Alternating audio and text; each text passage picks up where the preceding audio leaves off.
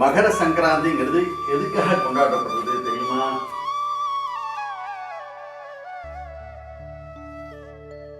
என்னம்மா நீங்க சங்கராந்தியை பத்தி அவகிட்ட கேட்டா அவளுக்கு என்ன தெரியும்?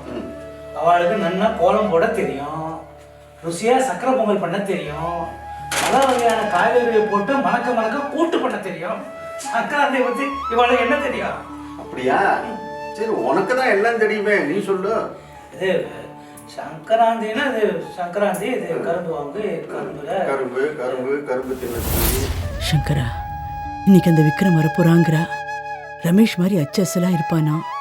அதன் பின்னாடி என்ன உண்மைங்கிறது உங்களுக்கு தான் வெளிச்சம். அம்மா